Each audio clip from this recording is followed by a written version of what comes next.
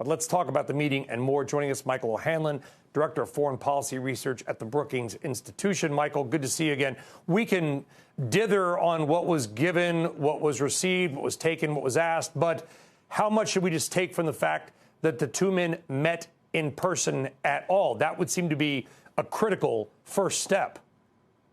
Yeah, I agree with you.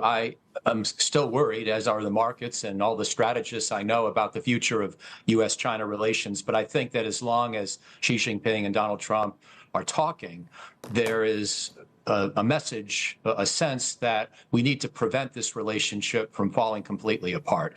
And that's somewhat reassuring, at least in the scheme of things, compared to where this could go at a time when many people think that the United States and China may be headed for war. Yeah. So I'll take a small win, but I think that's all it was. Yeah, and on the flip side of that, I would say that President Trump also obviously met recently with Vladimir Putin, and that relationship seems to have soured even more than it was prior to that meeting. So we can't just automatically take away it's a positive, but at least there was a handshake, and I assume some sort of now more direct communication between the two. What would you like to see happen now? Yeah, I don't know how to read where we are with Trump and Putin. You know, the Alaska summit was a risky gamble. A lot of people felt like it was just way too much to offer to a guy who's got the blood of several 100,000 people on his hands, or actually more than 1 million casualties in the Russia-Ukraine war. If it had delivered a more positive diplomatic environment for negotiations, I would have been willing to support it. But it's really led nowhere. Putin seems bent on continuing this fight. He seems to think time is on his side. He seems indifferent to casualties, whether Ukrainian or even Russian. And I'm afraid that the relationship is not working. I think President Trump has come a long way in understanding the cause of this war and the obstacle to peace. And that's Vladimir Putin, of course, not anybody else.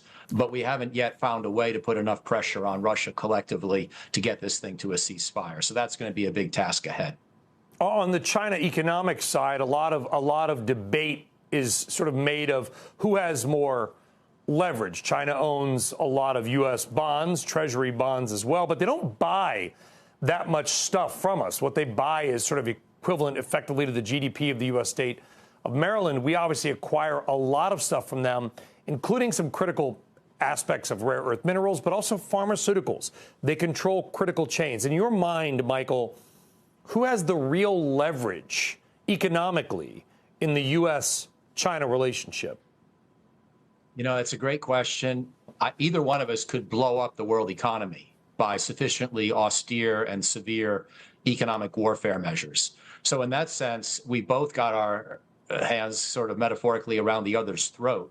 And I don't know that either one could really plausibly survive without the other at the moment. I'd like to see us reduce some of our strong dependencies on things like pharmaceuticals in order to make sure that if China really went to the mat and cut everything off, or if there were a Taiwan war that led to a complete end in U.S.-China economic interaction, that we could survive better than they could. But I'm not sure we know right now who would cry uncle first. We don't, but it's